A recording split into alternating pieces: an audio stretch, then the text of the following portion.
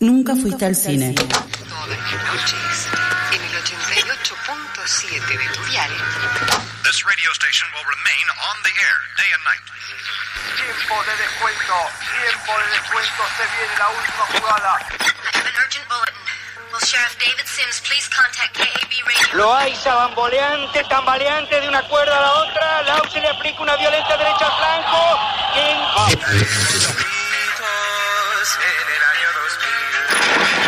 ¿Cuál es su deseo para esta Navidad? Mi deseo es cambiar de radiodifusora. En las siguientes 2 horas vas a vivir una experiencia cinematográfica en la radio. Apaguen sus celulares y disfruten la función. Comienza. Nunca fuiste al cine. Bienvenidos, bienvenides a esta nueva edición de Nunca Fuiste al Cine de septiembre, pre-primavera. Programa 126, sé cuál es la línea de colectivo, pero no la voy a decir porque no quiero agrandarme. ¿Cómo va, Pau? ¿Todo bien? Bien, todo bien. Sabes el recorrido. Todos sabemos la línea. Si lo he tomado bastantes veces para el lado de Villegas. ¿Cómo va, Poli? ¿Todo bien? Todo bien. Bueno, diezmados y diezmadas hoy, como verano escucharán. No está Rosaura del otro lado de la pecera, está Blasito ahí por ahora ayudando, después vendrá para aquí. Tampoco está Agus, Rancini, se sentían ambas mal, estos cambios de temperatura medio raros no hacen bien al cuerpo, así que se quedaron cuidándose y seguramente escuchando la radio. Sí está Juaneco ahí en los controles saludando con el puño en alto y con el buzo de La Tribu. Al lado está Sole ahí charlando un rato porque recién estuvo operando el programa de las compañeras. Bueno, tenemos bastantes cosas, ¿sí? Sí, hablás, lo presenté. Sí, sí, perdón. No se prestó. Estoy gaga. Son los antibióticos, ¿no? Quizás la que falta el programa que viene soy yo. Demencia senil. Puede ser. Tenemos muchas cosas hoy. En breve vamos a estar charlando con un compañero de allí, del norte del país, a propósito de un laburito que está haciendo y de un laburo que ya hizo en materia audiovisual. Más adelante vamos a estar hablando sobre el Festival de Cine de la UBA, que se va a estar haciendo nuevamente aquí en la ciudad de Buenos Aires. Y también de muchas películas, muchos estrenos. Poli, fuiste a ver un par, fuimos a ver con Blas también. Así que nos escucha por el 88.7 o por fmlatribu.com. Mensajes, si quiere, al 11 31 26 088 7. Quédese porque recién arrancamos. Close your eyes. This is such stuff as dreams are made of. Nunca fuiste al cine. Esa cosa de la que están hechos los sueños.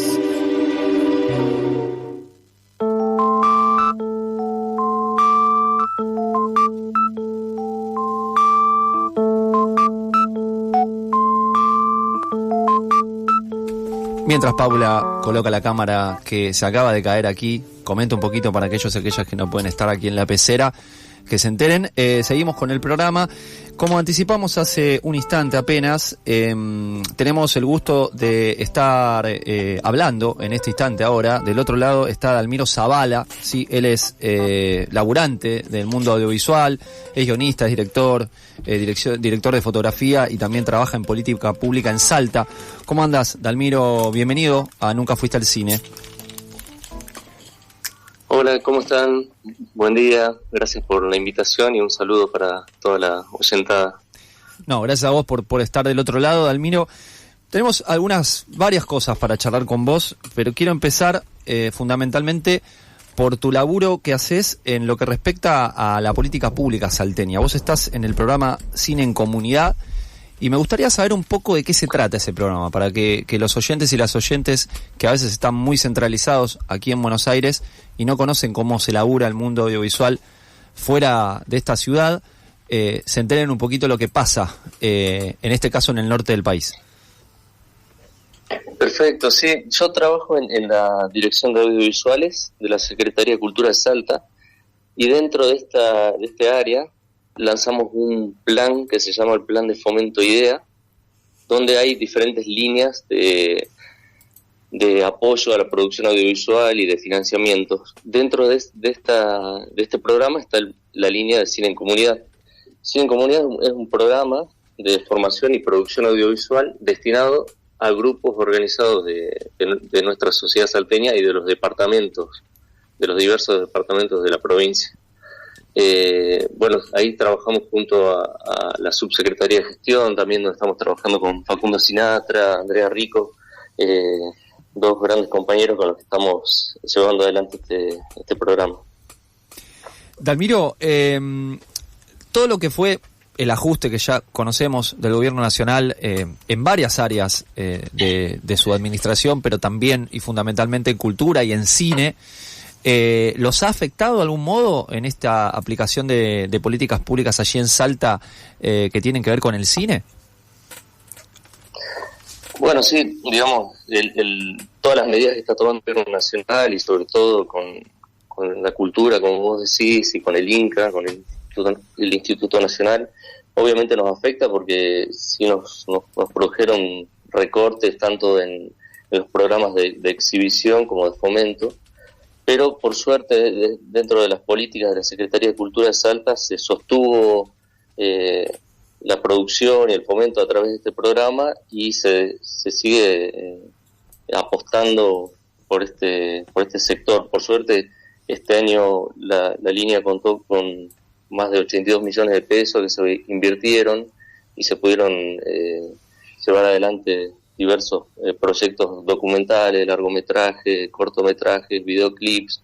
Entonces, en ese sentido, la provincia sigue apostando a pesar de toda la crisis, ¿no?, que estamos atravesando. Te voy a sacar un poquito de tu rol como laburante en el mundo audiovisual y de política pública, y voy a retroceder un poco en el tiempo a tu momento de estudiante. Vos estudiaste en la ENERC del NOA.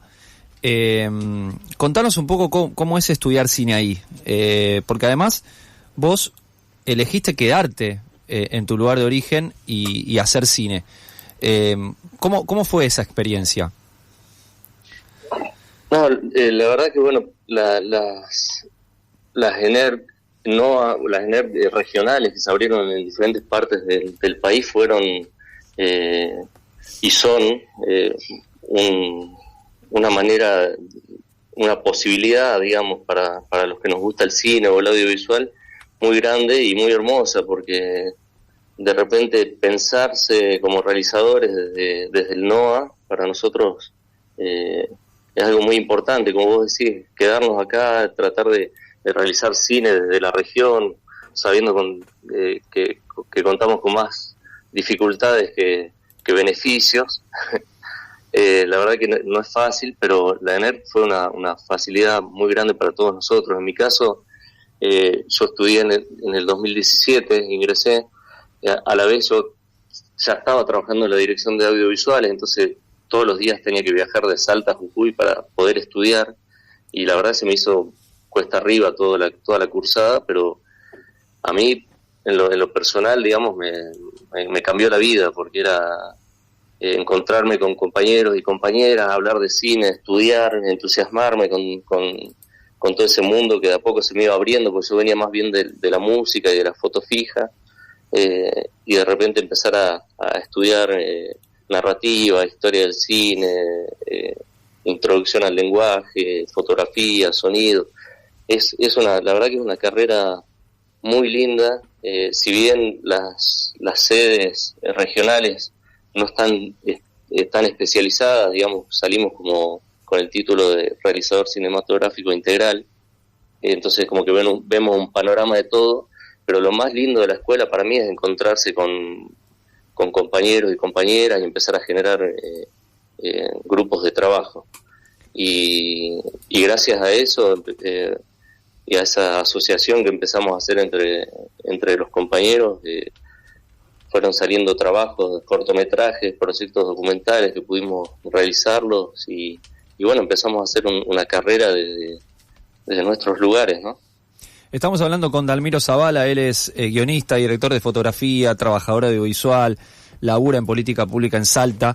Tenía anotada acá una pregunta que me parece que con lo que contestaste recién ya me la mencionaste o la diste por saldada, porque te iba a preguntar que con el difícil momento que está pasando todo lo que es todo la que es la industria audiovisual en Argentina, ¿qué le dirías a un estudiante de cine o que está pensando en empezar a estudiar cine en este momento? Pero yo noto que vos terminaste totalmente enamorado de la carrera.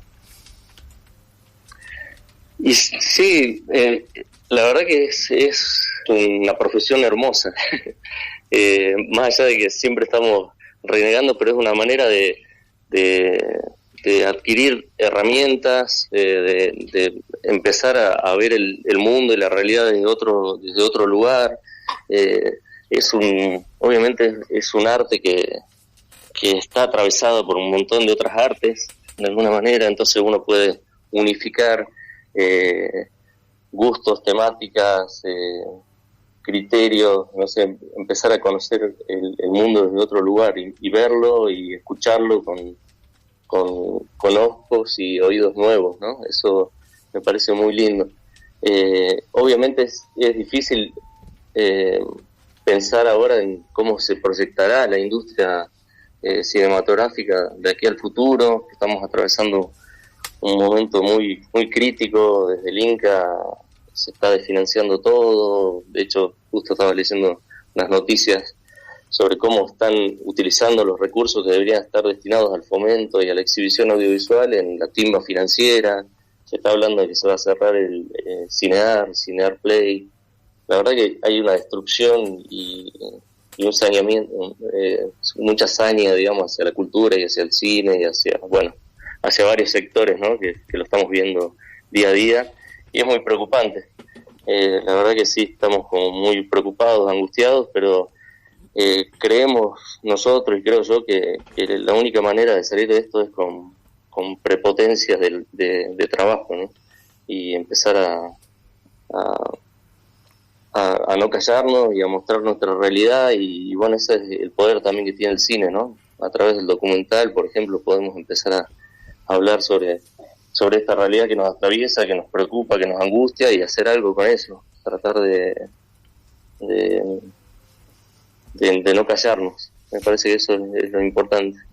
Prepotencia de trabajo y tratar de mostrar la realidad que nos atraviesa es lo que vos junto con Hernán Paganini hacen en la película Zapla y los hijos del óxido.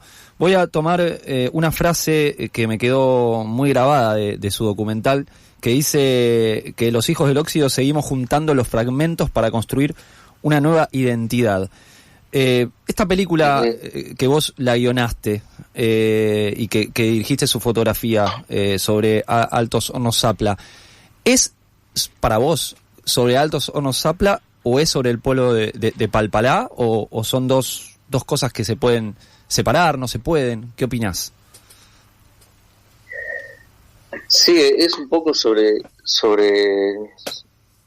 la industria siderúrgica, la primera industria siderúrgica del país, sobre un modelo económico de país que trajo su esplendor en su momento y que poco a poco se lo fue destruyendo, se fue desandando ese camino.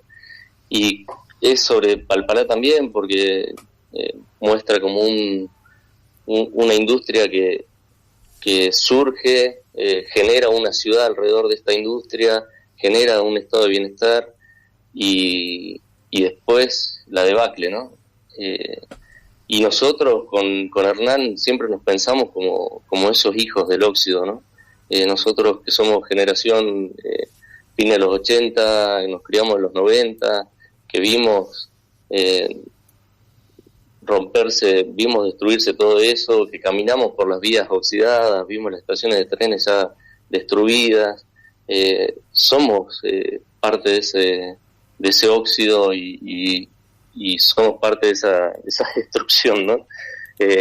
Nunca vimos el país glorioso que podemos estudiar o ver en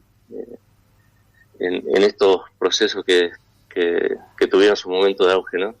Entonces por ahí sí queríamos hablar de todo ese proceso, de toda esa industria, pero también un poco hablar de nosotros y de nuestros amigos, nuestros familiares. Hernán Paganini es hijo de un ex ingeniero de Altos Hornos Zapla, Entonces era una temática que ya lo atravesaba mucho. Nosotros nuestra tesis de la NERC la realizamos también sobre esta temática, pero en un corto de ficción. Entonces ya era algo que veníamos trabajando hace años, y por suerte la pudimos realizar a través de un programa que se llamó el Renacer Audiovisual, que era un programa del Ministerio de Cultura de Nación, post pandemia. Veníamos bastante golpeados y la verdad que ese programa y ese fondo nos facilitó llevar adelante esta idea. Te hago la última, Dalmiro, y te agradezco nuevamente estos minutos. En ese documental, estamos hablando de Zapla y los hijos del óxido, que pueden encontrarlo en YouTube, búsquenlo porque está buenísimo. Además de toda esta devastación que ustedes muestran y la etapa anterior del apogeo de Altos Hornos Zapla, también finaliza con una mirada más optimista sobre cómo se reconstruyó la identidad de aquellos hijos de laburantes de Palpalá, también vinculada por supuesto al hierro, porque es algo que está en Palpalá muy presente. Esa mirada optimista tal vez es la que deberíamos recuperar ahora después de toda esta devastación, cuando termine, para poder construir algo un poco mejor. Totalmente. Sí, yo creo que es muy importante analizar la historia, reconocer las cosas que estuvieron bien, entender por qué estamos donde estamos, y no quedarnos en la nostalgia, porque lamentablemente volver a ese periodo no lo vamos a poder hacer. Sí podemos pensar como en una reconstrucción desde otro lugar, y obviamente creo que tiene que haber desarrollo productivo en la Argentina, eso sin duda, pero también está esta idea de qué hacemos con lo que tenemos ahora, ¿no? Esa reconstrucción que vos decís, o que lo abordamos también en la película, es bueno, ¿qué hacemos con esos pedazos de hierro, con esos retazos? Uno de los entrevistados en la película también dice, bueno, ¿cuál es la decisión ahora? ¿Le seguimos tirando piedras a las fábricas abandonadas, rompiendo los vidrios, o hacemos algo con eso? Así que yo creo que eso es el espíritu y el mensaje que queríamos dejar, ¿viste? Hacia el final, más allá de quedarnos en la nostalgia y obviamente ver con tristeza lo que pudo haber sido y lo que terminó siendo al final, me parece que lo que tiene que quedar es eso, ¿no? Pensar qué hacemos ahora. Abrazo fraterno, Dalmiro, muchas gracias. Gracias a ustedes y bueno, un saludo grande para todos los oyentes. Dalmiro Zavala, él es trabajador audiovisual salteño, sobre la política pública en Salta, y además el documental que hace junto a Hernán Paganini, que se llama Zapla y los hijos del óxido, lo encuentran en YouTube.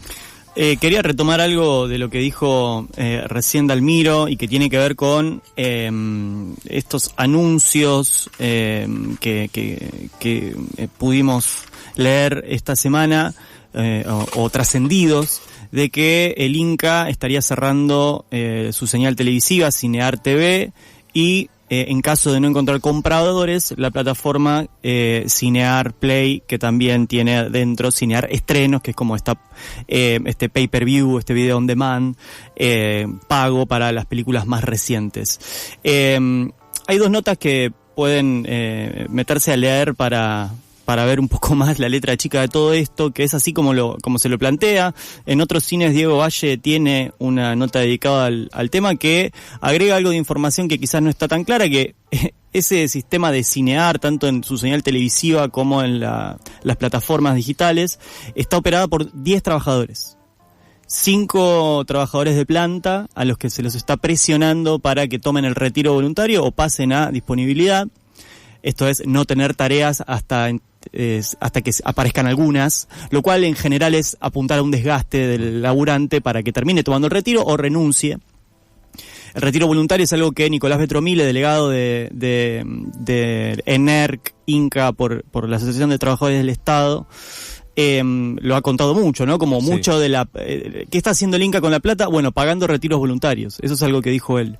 Y hay otros 5 trabajadores que son contratados, que parece que tendrían una extensión de contrato hasta fin de año. Tampoco hay certeza sobre qué va a pasar con esos puestos. Probablemente se sumen a este achique del instituto. Otra cosa que sí circuló es... el presupuesto, que incluso el mismo Inca lo dijo, como lo que insume sostener la plataforma de Cinear Play, Cinear Estrenos, que son alrededor de $300.000 anuales. Lo cual, nadie que lea esa cifra puede pensar que eso es un montón de plata para sostener una política pública, que es eso al fin y al cabo, Cinear Play. Creo que a esta altura mucho más incluso que la señal televisiva, que todavía sigue siendo importante, que haya una señal que emita cine nacional y producciones de nuestro país, que tengan una pantalla, pero lo que pasa con la plataforma es además que el cine argentino llega a lugares donde no hay salas de cine. Exacto. Y donde quizás las salas de cine no te programan cine nacional, ¿no? Esta cosa que acá en la ciudad de Buenos Aires o en los grandes centros urbanos aparece como un problema incipiente, las pocas pantallas para el cine nacional. Hay lugares en los que no hay, no exageramos, decimos que no hay pantallas porque no las hay, o no hay cines, o si las hay. El otro día nuestro compañero Santiago Can nos mandaba la cartelera de un cine de Villa Gesell en el que se podía ver El Conjuro 4, Toy Story y otra más de terror, no sé cuál era, y no había ninguna película nacional en días en los que hay grandes títulos circulando en un contexto de bajísima producción nacional. Y hay otra nota que la cita Diego Bache en otros cines, o Diego Batle, hay diferencias en cómo se pronuncia, es de Manuel Respighi en página 12, que lo que dice es que está haciendo el Inca con la plata también, y es poniendo...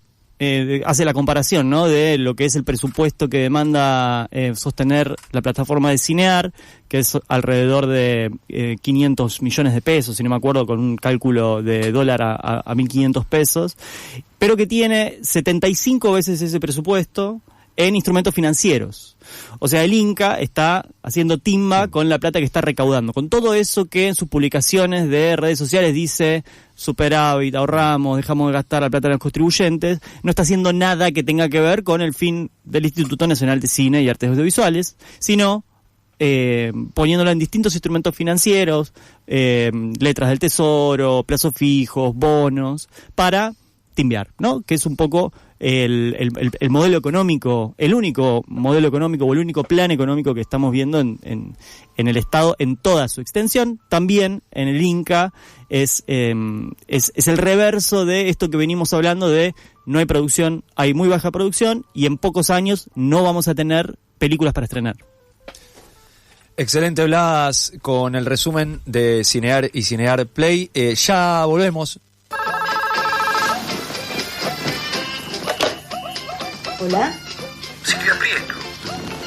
¿Quién habla? ¿Qué quiere? Por favor, no me corte, habla Armani, el de Armani. Le pido que no me moleste, estoy mirando una película. Estás escuchando Nunca fuiste al cine, tercera temporada.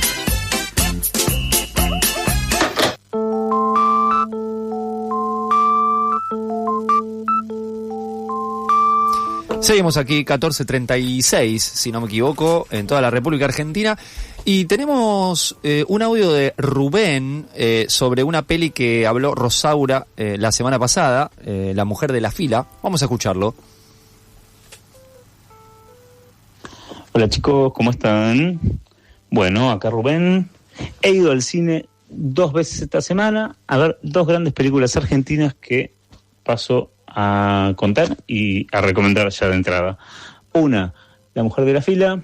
No me acuerdo el nombre del director, pero sí me acuerdo el nombre de la actriz principal, que es la señora, me pongo de pie, Natalia Oreiro. Una actuación impecable. Hace de madre y creo que Oreiro, desde que es madre, cualquier personaje de ese estilo lo maneja con una sensibilidad diferente. Más allá que ella, creo que se ha desarrollado como actriz en los últimos años un montón, ha crecido, maneja matices, maneja miradas, la voz, no sé. Está buenísima, la peli está buenísima, está basada en un caso real. Básicamente te describe el mundo de las familiares, y hablo en femenino porque son todas mujeres las que van, y esto es real, las mujeres que van a visitar a sus familiares privados de la libertad. Nada, está súper bien, el guión está muy bien, las actuaciones están bien, hay sorpresas como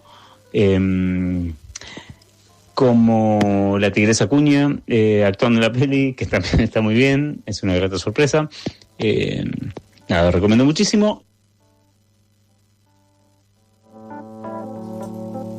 Bien, te mandamos un abrazo, Rubén. Lo vamos a tener ahora en breve otra vez sobre La Mujer de la Fila, peli que reseñó Rosaura Barletta, que hoy no está porque está enferma, la semana pasada, dirigida por Benjamín Ávila, el mismo director de Infancia Clandestina. Poli, ¿fuiste a ver Together, o como se pronuncie? Together, fui a ver Together, que es una ópera prima, coproducción de Estados Unidos y Australia, dirigida por Michael Shanks y protagonizada por Dave Franco y Alison Brie, que son pareja en la vida real, lo cual le da un peso importante porque se trata justamente de relaciones. ¡Qué jugado! ¿No? Hay que seguir a esa pareja. La película vino con mucho hype, lo cual suele pasar que no les juega muy a favor esto a la película porque genera expectativas que después son muy difíciles de sostener. Se la promocionó en este caso como body horror, que en realidad es bastante light en ese sentido, sobre todo viniendo después de películas como La Sustancia, ¿no? El body horror se puso de moda y uno siempre espera más, ¿no? Cuando de repente después de La Sustancia es como que la vara quedó muy arriba y en ese sentido queda un poco soft la película. Sobre todo si vos vas esperando body horror, ¿no? Igual, si la vara de la gente es La Sustancia, no sé, vayan a ver a Cronenberg, por favor, háganse un favor. Que estrenen a Cronenberg. Bueno, eso estamos pidiendo mucho, está difícil, pero bueno, hay muchas cosas hechas ahí disponibles para ir a ver. Los efectos, sin embargo, están muy bien logrados, pero bueno, no es repulsiva la película. Eso quizás también a mucha gente le sirve porque quizás a muchas personas no les gusta que sea tan gráfico. Body horror para centennials. Lo monstruoso está más sugerido que explícito. Entonces, la historia sigue a una pareja que lleva varios años juntos y que al comienzo parecen no estar muy bien, sobre todo él, y decide mudarse al campo porque ella consigue un trabajo como docente y él es un músico que aún no termina de despegar. Ya instalados en esta nueva vida en el campo, deciden salir a pasear por recomendación de un compañero de trabajo de ella y se pierden en un bosque, se caen en un pozo, toman agua turbia, muy Alicia en el País de las Maravillas, todo, y a partir de ahí empieza el horror. Empiezan a darse cuenta de a poco que no se pueden separar literalmente. La película tiene ecos de The Thing, sobre todo hay una escena que remite como muy específicamente a The Thing, con un perro, pero sobre todo también cómo toma el horror para hablar de otra cosa. En este caso de lo que habla la película es de la pareja como institución. Como me parece interesante cómo trabaja el tema de las relaciones, que yo no diría tóxicas, porque quizás como que creo que el término tóxico está muy viciado ya. Sí. Diría que habla de las parejas simbióticas y cómo se pierde la individualidad y eso se convierte en el verdadero terror. El juntos para siempre que inculca el amor romántico se vuelve literal y en vez de ser un ideal se convierte en una pesadilla. De eso se trata la película. En un momento mencionan algo que a mí me gustó, que es que mencionan el banquete de Platón y cómo hablan del mito de que en un momento los humanos éramos seres dobles con 4 piernas, 2 brazos y 2 cabezas, y Zeus los separa para debilitarlos, condenándolos a buscar para siempre, durante toda su vida, a su otra mitad. Nombran eso, que también a mí me hizo pensar en Hedwig and the Angry Inch, que hay una parte animada muy linda con ese mito también, pero acá lo resignifica desde el horror. Eso me pareció que está muy bueno. Hay un momento pop inesperado con las Spice Girls, que fue mi momento favorito. Y también disfruté mucho de ver las remeras que usa Dave Franco, porque hay guiños culturales en las remeras. Bueno, en resumen, me parece que no es una película de terror clásico, Es un drama que tiene humor negro y que con tintes de body horror, que funciona como una metáfora sobre la vida en pareja, las contradicciones, la pérdida de la individualidad, que puede ser en principio romántica, pero también sofocante. También me parece que está bueno pensarla en relación a otro de los estrenos de terror del año, que fue Companion, que cuestiona los vínculos, la manera de relacionarse y la dependencia emocional. Esa fue una de mis favoritas del año, si ya empezamos a pensar en las listas. Personalmente a mí me gustó la película, la recomiendo, digo que vayan al cine con tranquilidad, sin expectativas. Está bueno charlarla también, porque a mí me pasó que me gustó, pero pensándola un poco más para venir a comentarla acá, siento que la digerí y me gusta un poco más. Muy bien, excelente, Poli, entonces con Together. Tenemos otro audio de Rubén sobre una peli que fuimos a ver ayer con Blas, Belén, que se estrenó el jueves en el Gaumont. Lo escuchamos. La segunda que recomiendo y que vaya a verla todo el mundo, y yo creo que la van a tener que dar en las escuelas porque es un cachetazo en forma de ESI, es Belén, dirigida, escrita y actuada por Lore Fonsi.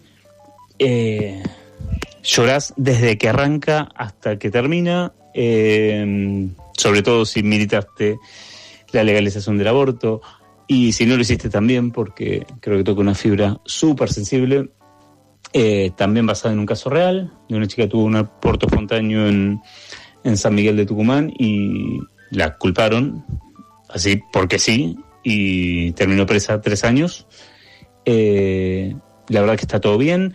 El guión es de Fonsi y de Laura Paredes, que también actúa. Está súper bien escrita, está súper bien actuada. Trae cosas de 2018, 2019, que nada, son muy buenos recuerdos de aquella época. Recomiendo mucho ir a verla y llevar pañuelos. Sobre todo les mando un beso.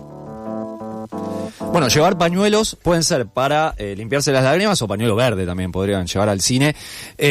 Rubén, que hablaba de Belén, bueno, ayer la viste, Blas, yo también, pero quiero que hables vos. La vimos, nos cruzamos antes en la sala y después con Rodri. Esta va a ser como la primera parte, la primera entrega de hablar de Belén.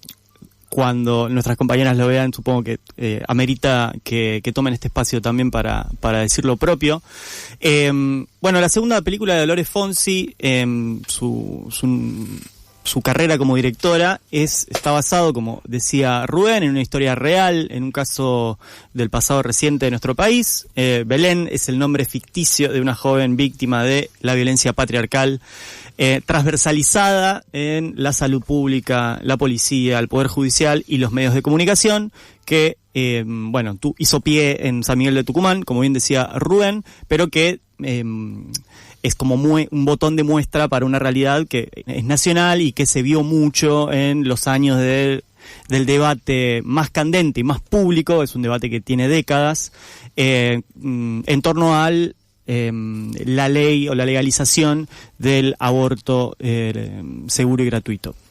Bueno, la historia más o menos la contó también nuestro oyente. Belén fue a un hospital público por un dolor muy fuerte, sin saber que estaba embarazada y que estaba cursando un aborto espontáneo. Tiene un aborto espontáneo. La película retrata de manera bastante cronológica la sucesión de hechos. Belén va al baño del hospital, vuelve a la cama con una pérdida muy grande y termina siendo encarcelada, acusada de homicidio agravado por el vínculo, por provocarse un aborto en esos años ilegal.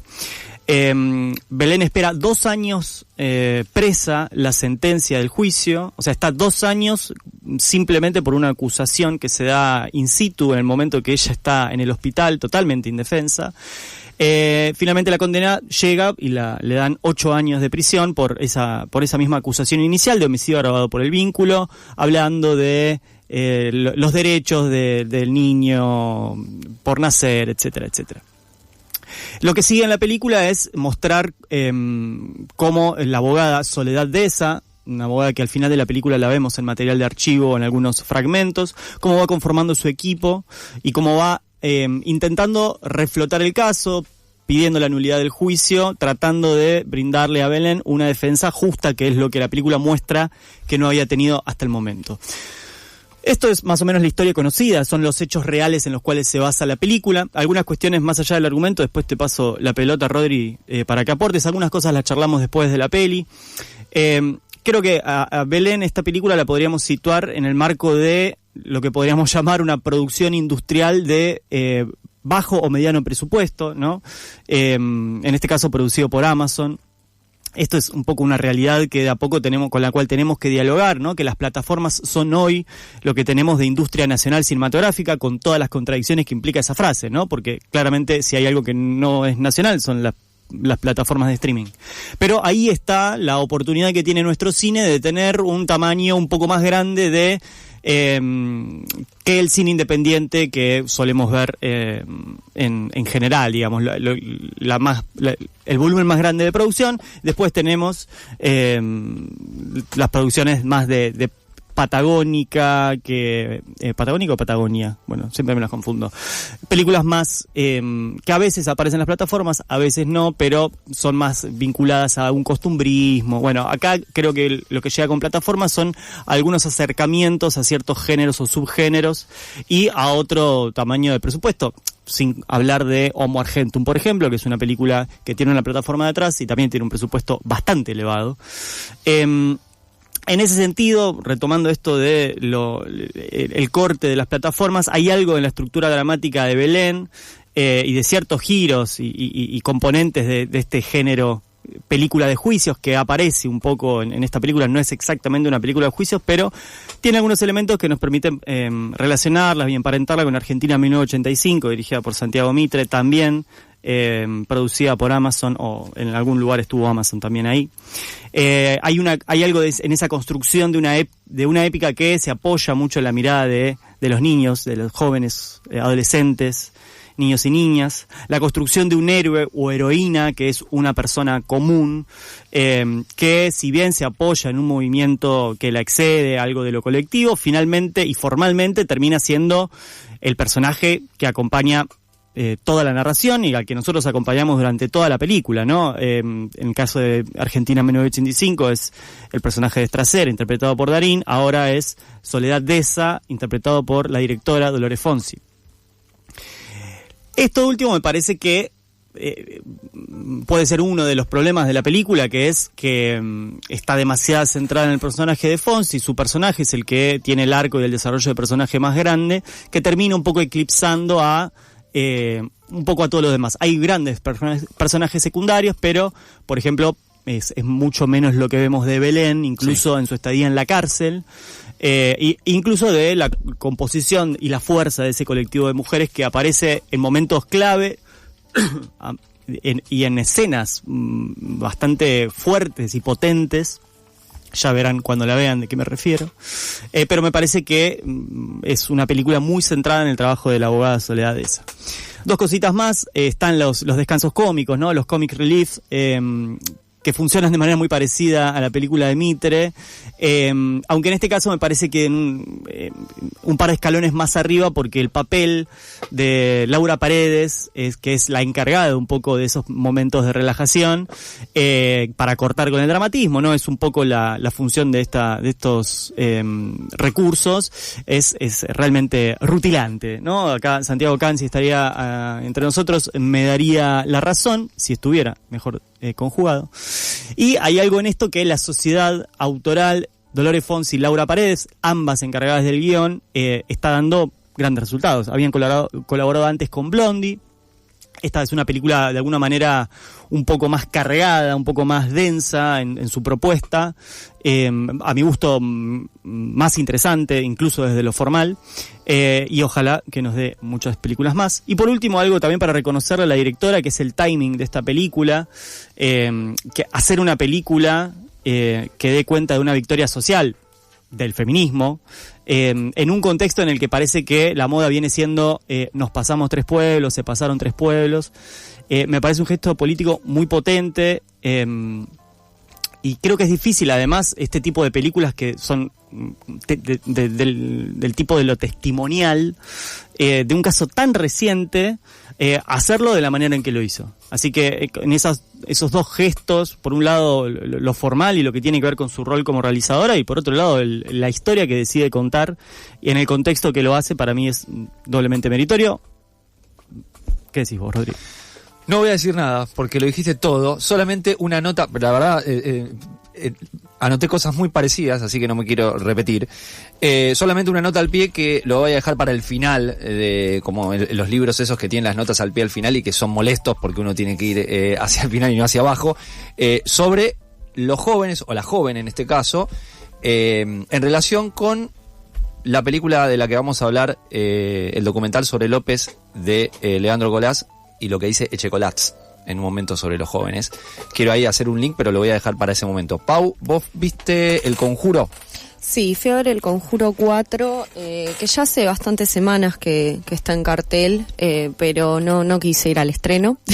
La dejé para un poco más adelante, que sería la película que terminaría con, por ahora, con la parte como troncal del Conjuro, porque después se desprendieron un montón de spin-off como Annabelle, como La Monja, ya van 10 películas que son de este mismo universo, pero El Conjuro 4, El Último Rito, retoma la historia de Ed y Lorraine Warren, que es este matrimonio que nos presentan en la primera, que en la 4 ellos ya están retirados y se ven un poco obligados al volver al ruedo, a volver a esto de los exorcismos, de vincularse con familias que están teniendo problemas y presencias demoníacas en sus casas. Y el caso que toma esta película es el particular caso de la familia Smurl, que en su residencia en Pensilvania comienzan a tener una presencia demoníaca muy fuerte. De hecho, bueno, se sabe que es el único caso que Ed y Lorraine Warren no pudieron resolver, tuvieron que tener ayuda de alguien externo, y bueno, la película conjuga un poco, obviamente se toman licencias ficcionales y establece un vínculo muy fuerte entre el caso de esta familia y la familia de los Warren en sí con su hija Judy. Termina siendo un caso mucho más cercano a su familia de lo que ellos esperaban. Creo que bueno, esta franquicia vuelve un poco más fuerte y mejorada de lo que había decaído en la 3, en El Conjuro 3. Tiene a James Wan como productor. James Wan es el director de la 1 y de la 2. Esta película está dirigida por Michael Chávez, quien dirige la 3, pero mejora un poco en esta entrega. Wan, bueno, él siempre es un nombre que proviene del cine de terror. Él creó junto con Leigh Whannell, la saga Saw, la saga del juego del miedo. Es un hombre que sabe lo que hace cuando hace terror, se nota mucho en El Conjuro 1.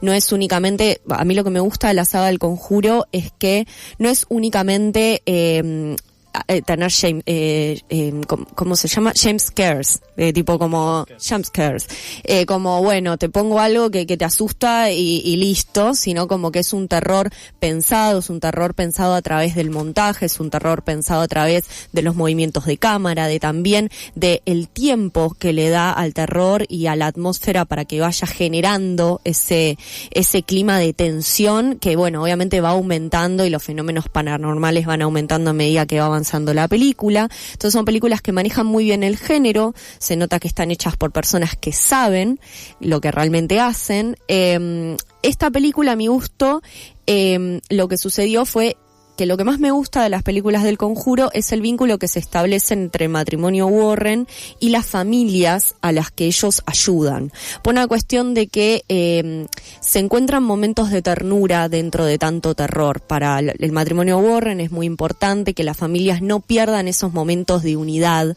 esos momentos de cariño entre ellos, porque las entidades demoníacas se alimentan del terror.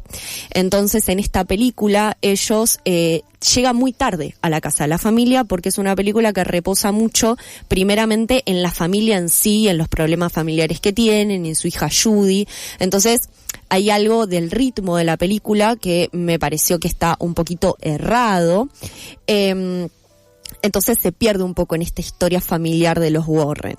Pero realmente creo que es una peli que vale la pena ir a ver al cine, porque a nivel cinematográfico y a nivel visual nunca decepciona la saga del Conjuro.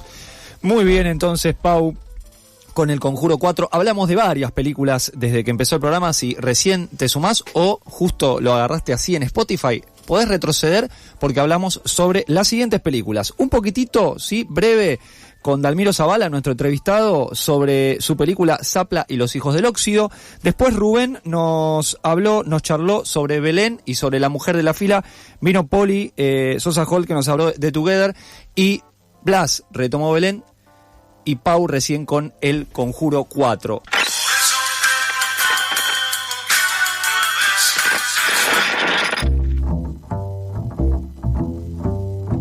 Menos de 60 minutos es un mediometraje. Arranca la segunda hora de Nunca fuiste al cine. Tercera temporada.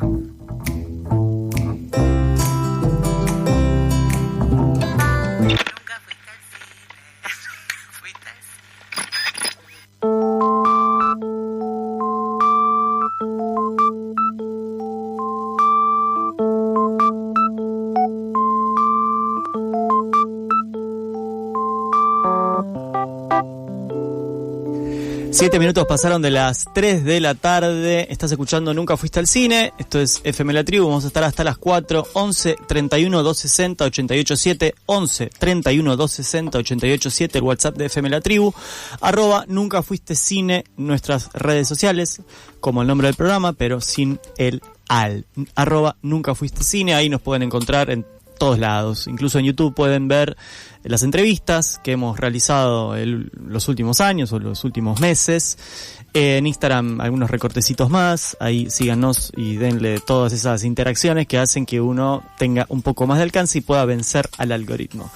Uno de los eventos que se vienen en octubre, usted sabe que ya está terminando septiembre, y lo que viene ni bien arranca octubre es el FICUBA, el Festival Internacional de Cine de la Universidad de Buenos Aires, del 1 al 8 de octubre. Tenemos el gusto y el honor de tener acá en el estudio a Marcelo Altmark, director artístico del festival. ¿Cómo estás, Marcelo? Bien, ¿qué tal? Bueno, muchas gracias por la invitación, y efectivamente el 1 de octubre largamos el tercer Festival de Cine Internacional de Cine de la Universidad de Buenos Aires. Te pedimos que te acerques un poquito más a mí, que así te toma mejor. Sí. Marcelo además es el director de la carrera de diseño de imagen y sonido de la UBA, es director de cine también, es productor, es un montón de cosas vinculado al audiovisual. Así que vamos a estar hablando de varias cosas con él, pero bueno, arrancamos hablando del FICUBA. Es un festival que nació en el 2023, esta es su tercera edición, y lo primero que te quería preguntar era, en este tercer año, digamos, hay algo de preguntar siempre cómo es hacer un festival en un escenario de crisis, pero medio que el FICUBA nació en un escenario de crisis, me parece, como algo casi constitutivo, pero queríamos preguntarte en principio cómo está el FICUBA para esta tercera edición y en qué creció o qué tiene de diferente en comparación a las ediciones anteriores. Bueno, nosotros somos hijos de la democracia, porque el FICUBA es una decisión. Siempre hacía muchos años que soñábamos los que hacemos la carrera de imagen y sonido con tener nuestro festival. Y se dio la coyuntura de que al cumplir los 40 años de democracia, la Universidad de Buenos Aires decidió confiar en nosotros y apoyarnos en la realización del primer festival. Por eso digo, somos hijos de la democracia, y la verdad, hemos ido evolucionando y avanzando. Yo ahora voy a tratar de contarles algunas novedades que me parecen importantísimas. Nosotros cuando lo largamos dijimos el quinto va a ser el bueno, vamos a tener que trabajar, de conocernos. Tenemos un equipo bárbaro que ya trabaja, digamos, ininterrumpidamente desde que largamos el festival.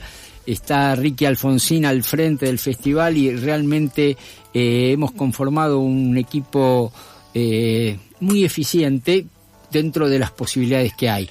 Lo de las crisis y los problemas, La verdad que es parte ya, creo que del ADN nuestro como argentinos estar en estas situaciones. El año pasado lo hicimos en el medio de uno de los mayores ataques contra la educación pública.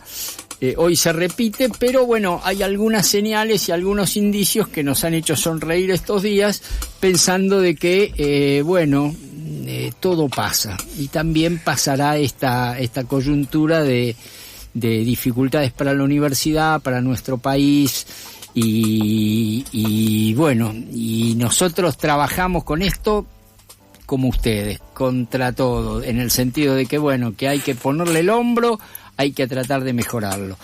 El FICUBA tiene una particularidad. Nosotros somos un festival internacional de cine, con todas las letras y comparativamente a cualquiera. Tenemos secciones competitivas, tenemos muestras, tenemos este año unas secciones nuevas, y está organizado por la Universidad de Buenos Aires. Este es el diferencial. Pensamos que hay una mirada desde lo académico. Hace 30 años cualquier equipo de cine tenía 2 o 3 personas que se habían formado, los demás se estaban formando mientras hacían, y hoy es totalmente a la inversa. Hoy en cualquier equipo de cine, hasta el último utilero, ha pasado por alguna escuela, ha pasado por alguna carrera universitaria vinculada, y entonces eso nos hace pensar que que ya los que formamos a los profesionales hemos llegado a la mayoría de edad, en el sentido de que estamos en condiciones de hacer nuestro aporte, nuestra mirada. Por eso este festival es internacional de cine desde la UBA. Todos los seleccionadores son profesores, estudiantes o egresados nuestros, son los que seleccionan las películas. Yo no sé si saldrá, creo que sí, pero digamos, uno no sabe, saldrán mejores, saldrán peores, pero tienen una mirada particular. Son los que están formando a las nuevas camadas que harán el audiovisual futuro, y entonces eso la verdad que nos llena de orgullo, y es una verdadera apuesta que yo quiero, y siempre lo digo, agradecer enormemente a las autoridades de la UBA, a las autoridades de la facultad, de la FADU, y a mis colegas de la carrera de imagen y sonido, que la verdad que le hemos puesto el hombro todos estos años para tratar de hacerlo lo mejor posible. Y este año, la verdad que crecimos mucho, y crecimos en 2 aspectos que me parecen claves. Primero, en la calidad de las películas.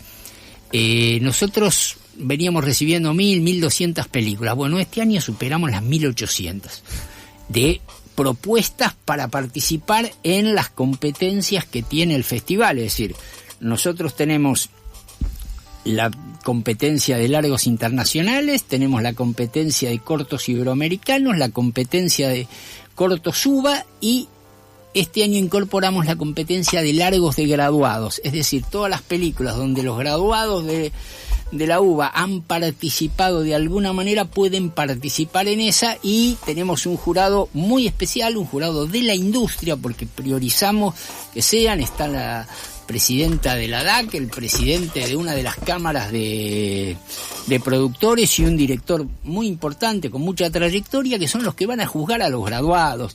Y es el único donde no quisimos realmente incorporar profesores, porque dijimos, los graduados que se enfrenten directamente a la industria nos parecía enriquecedor. Entonces, esa es una de las novedades más importantes. Y las otras 2, yo decía de la calidad de las películas. La verdad que hemos recibido películas de alta calidad. Tenemos la sensación, ojalá se dé, gracias, que el FICUBA empieza a ser un referente dentro de la región, como para que los cineastas, los que hayan hecho sus películas, sus cortos, lo vean como una posibilidad cierta. Nos han llegado películas, una de ellas, no quiero hablar de las películas de la competencia oficial, pero la verdad que tenemos la película que ha ganado ópera prima en la Berlinale, que la verdad que nos parece a nosotros muy importante. No sé si ganará o no, pero lo que digo es, estamos teniendo películas que participan en otros festivales muy importantes, y eso, amplía la mirada y sirve desde todo punto de vista para el reconocimiento y para el conocimiento. Y las 2 otras cosas que me parecen fundamentales es, hemos creado la sección Panorama, donde va a haber películas, acá la tengo, perdón por el machete, pero para no olvidarme de algunas. Está permitido. Pero películas que bueno, que tienen que ver y que además si no se ven acá, yo creo que no se van a ver más en cine. Después uno las podrá ver en, qué sé yo, en alguna plataforma. Pero por ejemplo tenemos películas de Furtivos, el clásico de José Luis Buró. Tenemos películas de Thierry Fremont, el francés, la última película de Michel Gondry. Hay películas muy especiales. La última de Kerry Richard también. Exactamente, es decir, la verdad que ahí hemos concentrado, ¿cómo podemos llamarla? Películas ya que tienen su recorrido, su consagración y que nos parece importantísimo que se vean. El festival tiene un ida y vuelta. Queremos ver el mundo, ver las películas del mundo y también mostrar lo que nosotros hacemos. Nos parece que ese es el buen ida y vuelta. La creación de la sección Panorama tiene mucho que ver con eso, con ampliar la posibilidad de ver qué se está haciendo en el mundo, qué se ha hecho en el mundo, en el cine y demás. Y bueno, eso puede ayudar a que te abra la cabeza o te interese un director, y me parece que verlo en el cine tiene una potencialidad enorme. Y el otro gran tema, que la verdad que para mí es importantísimo, es la apertura de nuevas bocas de exhibición. Es decir, este año nosotros hemos incorporado dos, el complejo Cinépolis que nos da la sala de Plaza Hussey, que es fundamental, y esto es casi una primicia, también se ha sumado Cacodelfia, y la verdad que tenemos algo que buscábamos, que es salir de las proyecciones habituales que tenemos en la UBA, en el Cosmos, bueno, en este caso en la Facultad de Derecho también. Vamos ampliando esto, pero estar en los circuitos, entre comillas, un poquito más comerciales, que tienen muy buenas salas, que tienen un sonido y una posibilidad de disfrutar el cine de una manera, la verdad que es algo que perseguimos desde el inicio, y que bueno, este año ya lo hemos podido concretar con estas dos con estas dos primeras incursiones con cadenas importantes de distribución. Entonces, bueno, esto me parece que le amplía la comunidad. Les recuerdo, todas las funciones son gratuitas y de libre ingreso hasta la capacidad de la sala. En algunos casos hay inscripción, eso en la página se puede ver, porque la verdad que nos ha pasado ya el año pasado, que nos desborda, ha habido situaciones. Incluso ahora quería mencionarles el otro tema que también me parece el diferencial del festival, que es el de los seminarios. Para nosotros el seminario no es un complemento del festival, es el corazón del festival, porque nos parece fundamental que, siendo un festival internacional de cine de la Universidad de Buenos Aires, se hagan cosas que tengan que ver con lo educativo vinculado al audiovisual. Entonces, vamos a tener charlas de Ariel Vinograd, vamos a tener charlas de Capadia, vamos a generar yo digo charlas, pero en realidad es un único seminario que tiene todos los días una función principal, además de otras muchísimas actividades que se hacen. Muchas cátedras nuestras han hecho actividades que están en la página, que son actividades abiertas a la comunidad. Entonces, eso también genera un ida y vuelta que nos parece muy importante. Para nosotros también es una forma de devolverle a la comunidad, bueno, esta confianza. Somos la universidad pública, hacemos un festival de cine y lo abrimos lo más posible al conocimiento del cine o de las posibilidades. Por eso estos seminarios son muy buenos. Y una cosa más que se me ocurre y que es fantástica, que es la película de animación sobre Gardel que hizo la Universidad de Buenos Aires, toda en inteligencia artificial. Ah, mira. Esa es la sorpresa para todos, y la verdad está buenísima, y bueno, y eso también queremos mostrar, y nosotros queremos dar el debate no solo teórico de tratar de interpretar cómo va a influir la inteligencia artificial en el audiovisual, sino también, bueno, y además hicimos esto, y la verdad se los recomiendo porque está muy bueno. Y después el tema, nosotros volvemos a dar los honoris causa este año, encabezando a la figura yo creo que una de nuestras actrices más icónicas, que es a Graciela Borges, la verdad que además ha trabajado con todos los, desde Torre Nilsson hasta que la vuelve a poner Lucre Martel en el podio de las actrices de la consideración, pero demostrando el enorme talento. Y la verdad que hay actrices que la cámara las busca, es como que las ama. Es decir, vos ves, y yo creo que Graciela es una de ellas, y entonces por eso ha tenido la maravillosa trayectoria que tuvo. Otro honoris causa es Asif Kapadia, y el otro honoris causa es un diseñador gráfico muy importante, clave en todo el diseño y de la imagen de Pedro Almodóvar, y que además hizo alguna de las tapas más icónicas de la historia del rock nacional. Entonces vamos a montar una muestra, él viene porque vive afuera, viene especialmente, vamos a montar una muestra y creemos que es merecedor. Nosotros somos una facultad con 7 carreras, estamos, cuanto más podamos incorporar mejor, y nos pareció ideal que se le pueda dar realmente un reconocimiento de ese tipo.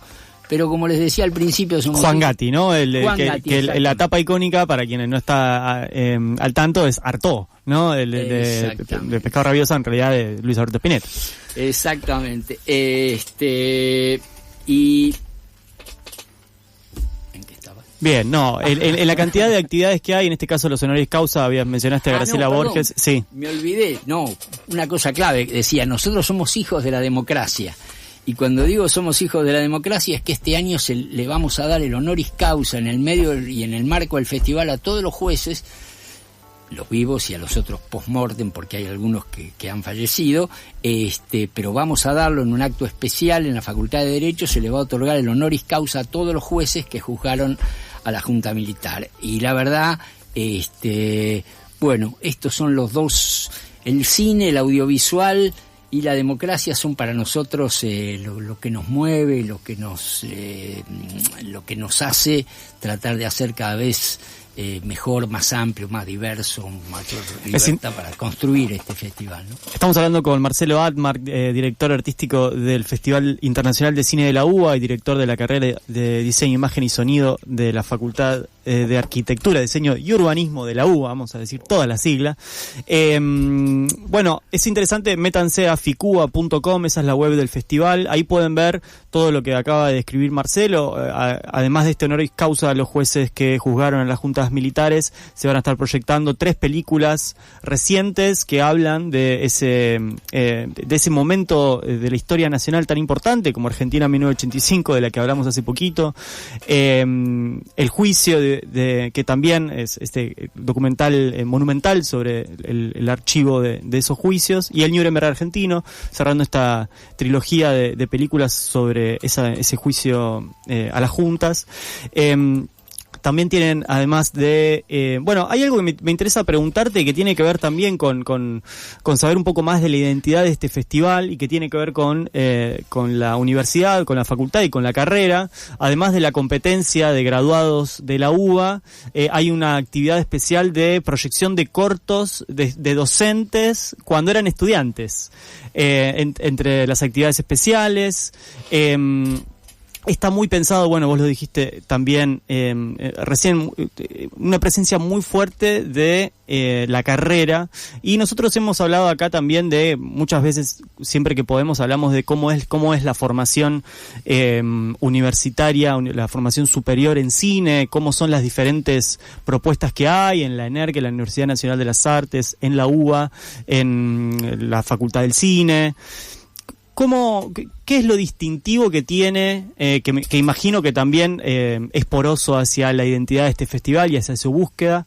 ¿Qué es lo que define o caracteriza a la carrera de Diseño, Imagen y Sonido? Creo que lo que define básicamente a nuestra carrera es ser una carrera dentro de la Universidad de Buenos Aires. Eso significa una vara realmente muy alta, en todo sentido. Es decir, ser profesor en la Universidad de Buenos Aires, en general, requiere un arduo camino y un examen competitivo sumamente complejo. Eso hace que tengamos un nivel de exigencia primero hacia nosotros mismos y después brindársela y pedírsela también a los alumnos, muy importante. Me parece que esa es la clave. Nosotros hemos hecho a lo largo de estos años una fuerte impronta a partir de un cambio del plan de estudio, pero ahora hacemos una fuerte impronta en la vinculación entre el estudio académico, que es, digamos, por ser una universidad que tenemos materias que el plexo de lo que es todo el programa es realmente importante en cuanto a todas las materias teóricas y demás, pero además cada vez más los talleres están empezando a dar sus frutos, las materias troncales de lo que sería realización, entre comillas, tenemos. Y además tenemos una cosa que me parece que nos distingue, que es la diversidad. Vos podés elegir en todas, yo me he ocupado especialmente, y nuestra dirección se ha ocupado especialmente, de que todas las materias tengan por lo menos más de una cátedra. Entonces vos podés elegir en las materias de esto el que hace videoarte, el que hace cine social, el que hace las dos cosas, el que tiene una impronta de una forma, y en sociología te puede pasar lo mismo, y en difusión y comercialización también. Entonces eso me parece muy enriquecedor. Tenemos miradas distintas que conviven dentro de un proyecto de realización y de creación de profesionales que puedan abarcar el audiovisual a partir de lo creativo. Nosotros no formamos,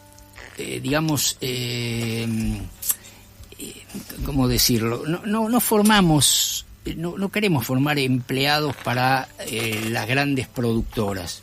Más allá que después todos podamos terminar trabajando en una productora, y eso me parece muy digno y muy bueno. Pero nosotros formamos gente creativa en la actividad que le guste, que quiera hacerlo. Si quiere el sonido, si quiere la música, si quiere la investigación. Nosotros estamos desarrollando lo que no hay en la Argentina, o hay muy poco, que son los proyectos de investigación en el audiovisual. Entonces la generación, y esto tiene que ver con, el cambio de paradigma que existe hoy en el mundo audiovisual. Es decir, nosotros teníamos un paradigma que era: hago la producción y después distribuyo. Y ese paradigma cambió. Si tenés la distribución, tenés la producción. El que tiene el contrato con una plataforma va a conseguir la plata para producir, porque sabe que la plataforma va a difundirlo, y eso te genera una vuelta económica que te permite hacer la producción. Entonces, para nosotros eso ha sido un leitmotiv: vincular la actividad a la actividad profesional. Incentivamos de todas las maneras que podemos, y el festival es tal vez una de las más importantes, a que los chicos produzcan. Es decir, para mí, nosotros como cineastas hemos gastado demasiadas horas tomando café pensando las películas que vamos a hacer. Bueno, partamos de la otra, no perdamos tanto tiempo, tomemos café en el set, pero hagamos. Siempre es mejor, me parece a mí, hacer, porque el cine es un aprendizaje, el audiovisual es un aprendizaje constante. Cuantas más películas hagan, a veces mejor es. También hay casos donde la primera película, la ópera prima, es la única película buena que hizo el director. Eso puede ocurrir también, pero pensamos que cuanto más uno realice, más posibilidades tiene de equivocarse y de aprender de eso, y entonces mejorar las producciones. Nosotros hemos traído gente, hemos traído al CEO de Netflix, hemos traído la última, explosión, explosión en el sentido de sala llena con gente afuera, no sabiendo dónde ponerla por la cantidad, que trajimos a la gente que hizo El Eternauta, y fue maravilloso, y Bruno explicó un montón de cosas. Entonces, estas cosas yo creo que abren la cabeza, y para nosotros eso es una impronta fundamental, junto con esta posibilidad de la diversidad que muy pocos por ahí tienen. Y la verdad que estamos muy contentos con nuestros egresados. Miren, entraron 61 películas de egresados nuestros de los últimos años en esta nueva sección. nos mirábamos y no entendíamos nada. Sí, Con sí, la sí. crisis que hay, Sí. dijimos 60 películas, pero ¿qué es esto? Si te pones a revisar la programación, encontrás muchas películas que incluso hemos hablado acá en el programa, ¿no? 227 lunas, estuvo acá Brenda Toín, en entrevista, Cuidadoras de Martina Matzkin, El Agrónomo, todas esas, la Norita, Nunca fui a Disney, otra película que grabamos acá, Tres Cruces de Alejandro Rat, un compañero que además tiene una columna en esta radio, entre muchas otras. Así que sí, evidentemente los graduados de diseño, imagen y sonido están ahí. Y eso es, la verdad que fue una sorpresa la cantidad. No pensábamos, es decir, lamentablemente como viene esto, seguramente va a ser cada vez más difícil, sobre todo en estos próximos años, darle esa continuidad por las políticas del audiovisual y demás, que lo hacen más difícil. Pero haber hecho 60 películas donde estén graduados nuestros en los últimos años, te estoy hablando de los últimos 3 años, si no, la verdad fue una muy buena sorpresa y creo que además hay películas realmente muy importantes que a veces por el circuito comercial o por las dificultades del circuito de insertarse en el circuito comercial no han tenido la repercusión y la gente, muchas no las conoce, no las ha visto, siendo realmente películas muy valiosas. Por ahí la vieron afuera, en algún festival funcionó bien, pero después acá la distribución y la exhibición es un tema complejo. Marcelo, tenemos que ir cerrando, pero no quería dejar de preguntarte, ya que además salió en la charla, el miércoles fue un día muy importante por la inmensa movilización que hubo, una marcha federal universitaria, una más, y además en el Congreso se rechazó el veto presidencial a la ley de financiamiento universitario. Quería preguntarte, vos que habitás pasillos de la facultad, ¿cómo está la situación? ¿Cómo la están viendo? ¿Qué tanto les está afectando? Además, imagino, yo no soy de la carrera de imagen y sonido, pero imagino que además requiere, por las cuestiones quizás más técnicas y más prácticas, un presupuesto más alto que la carrera que estudio yo, que es de ciencias sociales. ¿Cómo están y cómo es la respuesta que se está teniendo desde la carrera, desde la facultad, desde el estudiantado? Bueno, la verdad, un poco más esperanzador. Esta semana ha sido, la verdad, que de alegrías, entre comillas, en el sentido de que, bueno, por fin se lograron algunas cosas que son concretas, efectivas y que pueden ayudar a que la educación pública y la universidad pública puedan tener un presupuesto más acorde a sus necesidades. Necesidades hay muchas. Nosotros quisiéramos tener más presupuesto, podernos equipar mucho mejor. Es lo de siempre, en el sentido de que lo mismo piensan los ingenieros, los médicos, los científicos. Todos estamos tratando. La única garantía de esto es precisamente seguir esto, que se apruebe la ley de financiamiento universitario, que eso va a dar aire en todo sentido, y nosotros de nuestra carrera vamos a tratar de alguna manera procurar mejorar en algunos aspectos el equipamiento. Aparte el tema de los salarios docentes, que corre por una beta paralela, pero que también tiene que ver con el presupuesto. Lo que sí es para mí lo más importante, lo que ha pasado es desde la primera marcha, que fue la marcha más grande que hubo en el país en mucho tiempo, hasta esta última marcha, que fue también realmente muy, muy importante. Yo veía algunas imágenes de lo que fue en Mar del Plata. La universidad movió 10 cuadras, era fantástico lo que se movió acá y en todo el país. Marcha, me parece que marca el compromiso de nuestro país con la educación pública, como una forma de ser un país mejor, por decirlo en grande. Y a mí me conmueve cuando una chica en televisión dice que está orgullosa y que su familia está orgullosa por ser ella la primera estudiante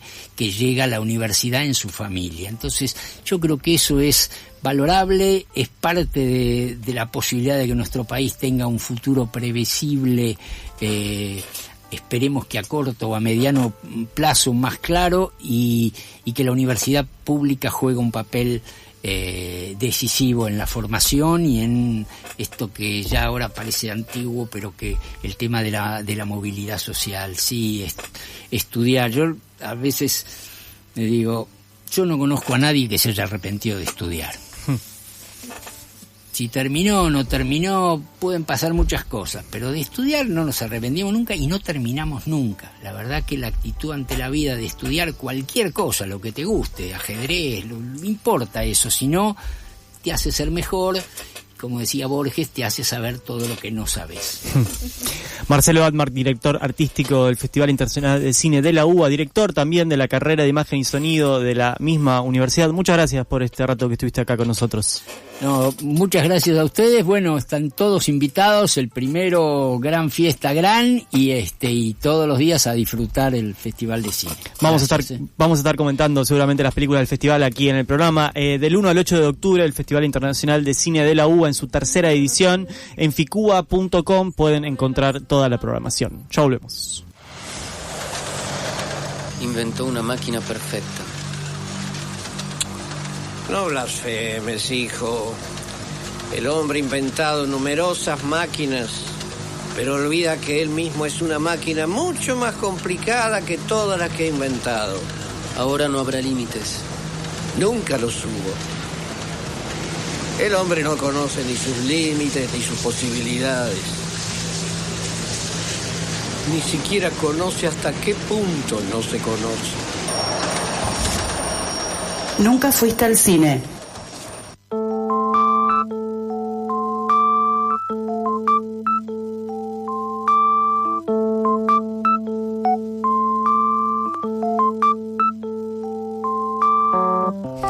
Seguimos acá en Nunca Fuiste al Cine, estás escuchando FM La Tribu hasta las 4 de la tarde. Recién hablamos una charla muy rica con Marcelo Atmar, el director del Festival de Cine de la UBA.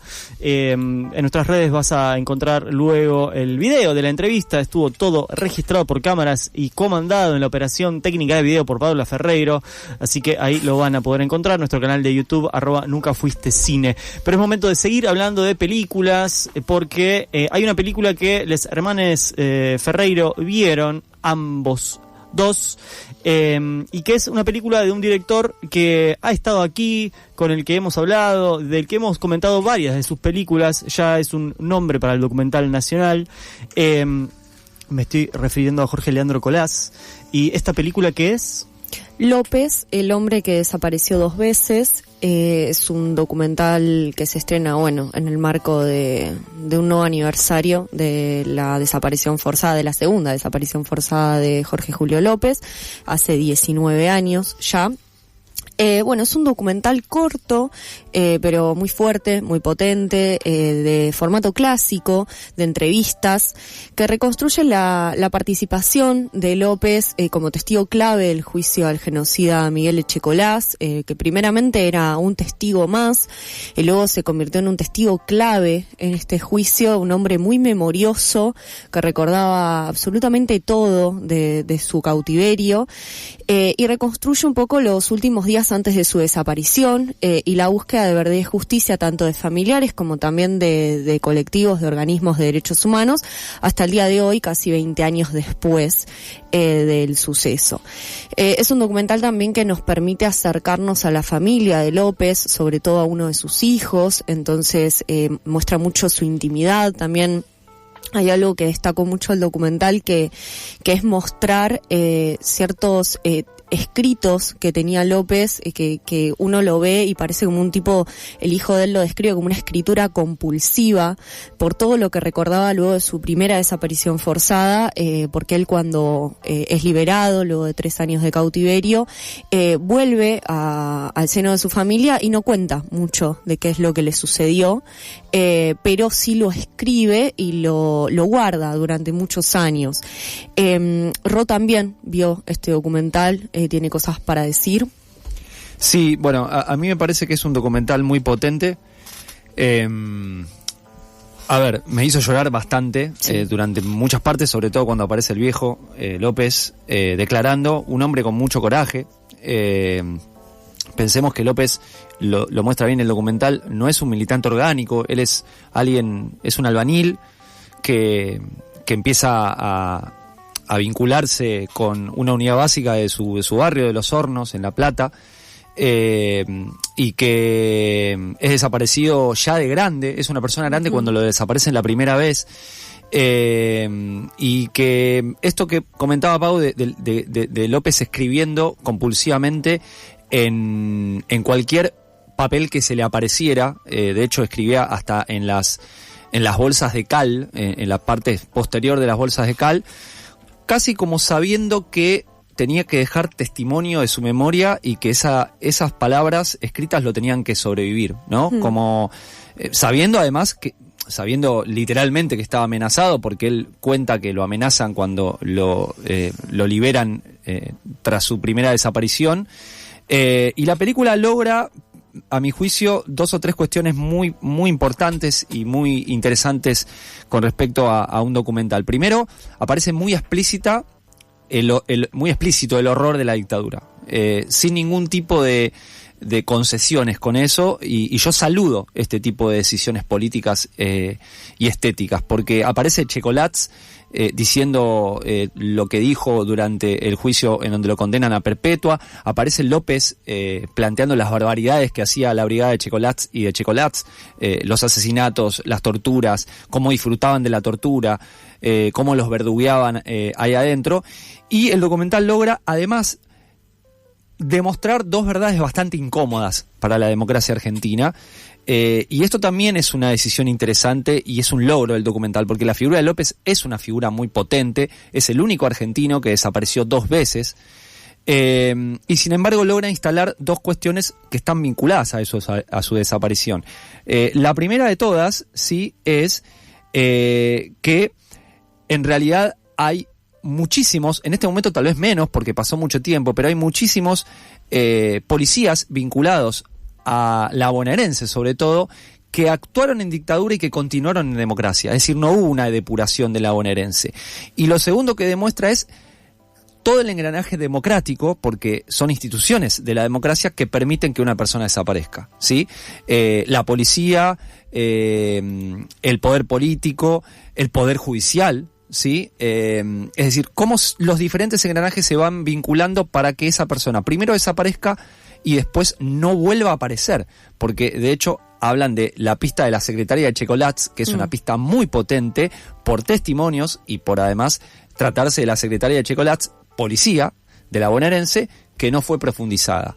O sea sí, y encima López se lo ve por última vez en la puerta de la casa de esta mujer. Exactamente. Hay 3 testigos que declaran eso y no se sigue esa línea de investigación. Otra vez aparece Felipe Solá haciéndose el boludo, como en La crisis causó 2 nuevas muertes 2, que era un funcionario de la provincia de Buenos Aires en ese momento. Felipe Solá haciéndose el boludo en lugares, ¿no? Sí, sí, en relación a esto último decía Ro de la aparición de Felipe Solá, es algo a destacar la construcción de contrapuntos dentro del documental mismo en la elección de los entrevistados. Creo que es una decisión muy inteligente de Colás, que él lo único que hace es poner la cámara y elegir a los entrevistados y los elige muy bien, porque aparte de entrevistar a las abogadas querellantes del juicio a Checolatz, en las que aparece Miriam Bregman entre otras, y que luego se convierten junto a su familia en los principales motores de búsqueda de la verdad, también entrevista al gobernador de la provincia de Buenos Aires de ese momento, que dentro de su discurso termina defendiendo el haber puesto a la fuerza de seguridad acusada de la desaparición forzada de López como principal investigador de su desaparición. Algo que las abogadas querellantes de un primer momento dijeron, esto no lo hagan porque es obvio que van a borrar toda pista que pueda conducirnos a la verdad. Exactamente, y yo por lo menos de mi parte para cerrar, 2 cuestiones. Me impacta mucho el pensar la figura de López escribiendo solo, frenéticamente, armando un archivo, que es el mismo archivo que después el documental muestra que arma su hijo en los recortes de su búsqueda, ¿no?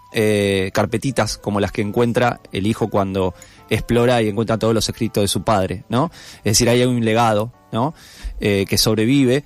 Y por otro lado, lo impactante que me parecieron las palabras de Checolatz hablándole a la juventud, diciendo y hablando de la verdadera libertad, ¿no?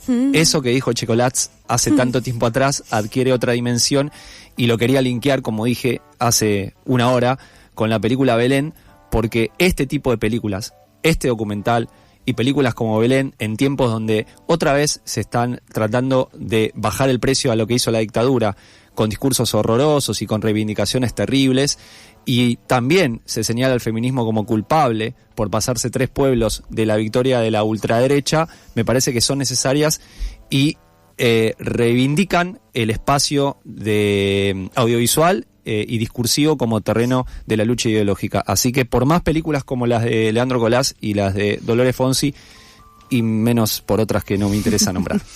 Y que incluso compiten por premios. Bueno, está en el Cine Select de La Plata López, el hombre que desapareció 2 veces toda esta semana, y se va a estrenar en el Cine Gomón el jueves 2 de octubre, o sea, no este jueves que viene, sino el otro. Así que lo pueden ir a ver a La Plata, quienes nos estén escuchando desde la ciudad de las Diagonales, y si no, esperan un poquito más y lo vamos a tener acá en el Cine de Congreso. Seguramente seguirá por otras salas del país esta película más adelante. Ya volvemos. You know how to whistle, don't you, Steve? You just put your lips together and blow. ¿Nunca fuiste al cine? También se ve. Búscanos en YouTube y ponele cara a los mejores momentos del programa.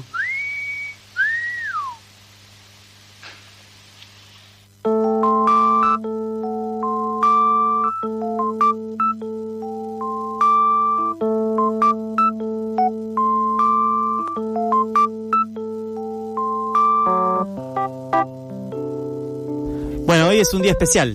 Hoy. Sí. ¿Por qué? Sí, porque es el día de Batman, el Batman Day. No sé bien por qué es el Batman Day. Eso lo porque también es el día del jubilado. Porque es el día del jubilado. Por eso. Está bien, sí. Son superhéroes los jubilados. Son justicieros. Y son justicieros también. Tenemos un audio ahí, ¿lo tenés, Juaneco? Vamos a escuchar a nuestro Batman. A nuestro Batman que ahora se fue al carajo. Ya se fue, ya está en otra dimensión, en otro plano. Lo escuchamos a este Batman a ver que hablaba sobre el tema que vamos a charlar ahora, ¿ya? ¿Qué haces, José? ¿Me prestás un cachito del Colorado? No faltaba más. No, tengo que llamar al tapicero, ¿viste? Muy bien, muy bien. No, tengo el batimóvil sin un vidrio, ¿viste? Sin el parabrisas. Después que lo tengo que hacer, tengo unos arreglitos abajo. Lo llevé al pintor, pero es medio gasto. Hola, ¿listo? Sí, Batman. ¿Para cuándo? El martes. Ya hace 1 mes y medio, no puedo hallando a pata, hermano. Tengo aquí. La otra vez tuve un despelote en Villa Ballester, tuve 1 hora y media de colectivo, ya te llego enseguida. Bueno, ¿están las cólizas? Las cólizas. La burletito, lo del parabrisas redondo. No, parabrisas redondo ya no hay, querido. Bueno, yo ahora voy a ver si lo mando a hacer. Tal vez, Tal vez, sí, tal vez. Buah, está bien. Gracias, será andado. Haga coche tu hermano, está bien. ¿Puede ser un café con gota? Sí, sí, cómo no. Bueno, era Alfredo Casero con Batman en Cha Cha Cha, hablando del Batimóvil, que es de lo que vamos a hablar ahora en el tiempito que nos queda. El Batimóvil, que es una figura que no siempre fue trascendente en lo que respecta al mundillo de Batman, sobre todo en lo que tiene que ver con el audiovisual, porque en realidad el vehículo que después se llamó Batimóvil hizo su primera aparición en el cómic de Batman, en su número 48, en febrero de 1941, es decir, hace una bocha, y que era un convertible rojo sin demasiados accesorios, ¿sí? Basado en un auto conocido en esa época que era el Cort del año 1936, ¿sí? Y tenía algunas características como un murciélago adelante que fueron después reproducidas en el material audiovisual. En realidad, sí, decimos que Batimóvil recién se dijo en ese número, ¿sí? El número 48 de Detective Comics de DC del año 41, porque antes era un auto que usaba Batman, pero no tenía el uso de Batimóvil. Una pregunta, profe. Sí. ¿Cómo le dicen al Batimóvil en otros idiomas, en inglés? Es una muy buena pregunta. ¿La tenés ahí vos? No, no lo sé. googleo, vos seguís, yo googleo. Googlealo, porque es una excelente pregunta. Vamos a ir directamente a lo que nos compete, que es el mundo audiovisual, porque el mundo del cómic no está Santi Khan, entonces no podemos hablar de eso. En el año 1940, ¿sí? Batmóvil. Batmobile. No tiene aura. No, Batmobile. Claro, Batmobile. Es mejor Batimóvil. Creo que es Todo hacen El mal. argentinismo es mejor, Batimóvil. Sí. Bueno, decía, entonces, durante la década del 40 empieza la incursión de Batman en el mundo audiovisual. No precisamente en películas, pero sí en series. En el 43 apareció el Batimóvil. Si ustedes lo buscan en internet, el Batimóvil del año 43 es un Cadillac del año 75, que es un auto que podés ver en la calle, ¿sí? O sea, Batman o Bruce Wayne manejaba ese auto, ¿sí? Y en realidad... Pero era muy poco práctico. Sí, muy poco práctico, y además el detalle que modificaba, que cambiaba del uso de Bruce Wayne al uso de Batman, era que se le sacaba... Era descapotable. Entonces se le sacaba eso y automáticamente, o sea, Batman se ponía algo en la cabeza, le sacaba la capota al auto y era el Batimóvil. Bueno, a Superman se sacaba los lentes y se ponía el calzoncillo arriba, Claro, ¿no? Tampoco había que economizar. No le vamos a echar la culpa. No, por supuesto, no. No podía tener dos autos. No, exactamente. Pero bueno, ese era el detalle. Esta modestia en los Batimóvil siguió hasta toda esa década del 40. Después cambiaron del Cadillac por un Mercury, sí, convertible, un poquito más lindo estéticamente, para mí por lo menos, probablemente alguno piense que no, pero en esas dos apariciones de la década del 40 en series de televisión, los autos de Batman o los Batimóviles eran bastante modestos, ¿sí? Eran autos que uno podía salir a la calle y los veía. Esto cambia en la década del 60 con la aparición de la serie icónica, ¿sí? En el año 66, pasa a ser el auto de Batman y el auto de Robin, está para los dos, ¿sí? Y en realidad pasa a ser algo totalmente distinto, ¿sí? Es un Lincoln Futura del año 55, muy colorido, totalmente descapotado, que además ya incluye armas dentro del Batimóvil. ¿Sí? Es un Batimóvil muy tecnológico, que tiene computadora, que tiene humo, que lanza cohetes, tiene teléfono, ¿sí? O sea que ya es otra cosa el Batman ese, el Batimóvil ese. Es otra cosa totalmente distinta y da inicio a las modificaciones posteriores.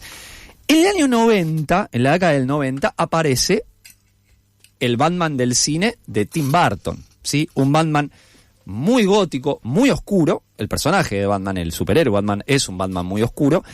Y el diseño que se toma es el que tengo acá, ¿sí?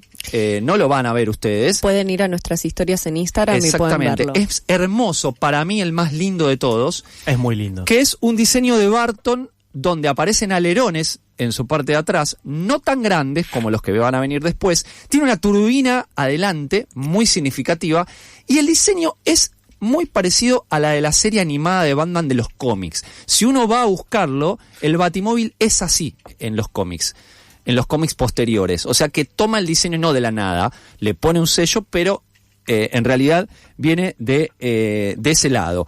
Y ese diseño marca un paradigma, porque lo van a seguir replicando las Batman posteriores. A ver, Batman y Batman Vuelve son las dos de Tim Burton, después la toma Joel Schumacher, y la hace medio pelota, a mi juicio, la franquicia. Y entonces lo que sucede aquí es que el Batimóvil empieza a tener mucha más parafernalia. Este de Tim Burton estaba basado en un Chevrolet Impala, ¿sí? Mientras que los de Schumacher están basados en otro Chevrolet, y los alerones pasan a ser más grandes, se le pone mucho luces de neón en un momento, entonces se le modifica de un modo sustancial, si bien se toma un estilo similar, pero se le cargan muchas más cosas. Entonces, en ese sentido, cambia sustancialmente. Después aparece algo también que modifica todo lo anterior, que es el Batimóvil de Christopher Nolan, de la saga de Nolan, donde ya son tanquetas, ¿sí? Ya no estamos hablando de un auto más estilizado, como el de Burton o de la serie animada, sino que son tanquetas, ¿sí? Es un tanque de guerra, se funcionan los Lamborghini con los Hammer, que son tanques de guerra, y tiene un motor de reacción, es decir, son autos de otro estilo, ya son como máquinas de guerra, más que autos. Y por último, los dos, el de Batman vs Superman y el de Batman, la última de Matt Reeves, ¿sí? Para cerrar. El de Batman vs Superman intenta volver a la estética de Burton, ¿sí? pero no se separa tanto de la opción robusta de Nolan, entonces queda medio ahí, no queda tan estéticamente lindo. Sí, el caso de Matt Reeves es interesante para cerrar, que es del año 2021. ¿Por qué? Porque Reeves llega a modificar lo que hizo Nolan y retoma un poquito el diseño con algunas modificaciones, porque le da robustez, es un auto casi impenetrable, del primer Batman de la serie del 66. El primer Batimóvil muy significativo. Si uno lo observa, es más cuadradote, es más chatito, no es como el de Barton, porque no es alargado, tampoco es como el de Nolan, que era un Data Kenta, sino que intenta hacer una mezcla entre los dos, que a mi juicio está bastante bien. Igual, el de Tim Burton, que tengo acá en la mano, que no se lo presto a nadie ni por asomo, que tiene turbina atrás y adelante, para mí es el más lindo de todos. Genealogía de los Batimóviles por Rodrigo Ferreiro. Llegamos hasta acá, nos vamos. Rodrigo Ferreiro, Paula Ferreiro, Blas Martínez de aquí, Juaneco en los controles. Mandamos saludos a nuestros compañeros Agustina Rancini, Rosaura Barleta, Santiago Can, que han decidido no estar el día de hoy. Le mandamos cariños, que se mejoren, que estén bien y que puedan volver pronto al siguiente programa de Nunca Fuiste al Cine. Como cada sábado a las 2 de la tarde, se quedan en la continuidad de FM La Tribu con FMI. Chao.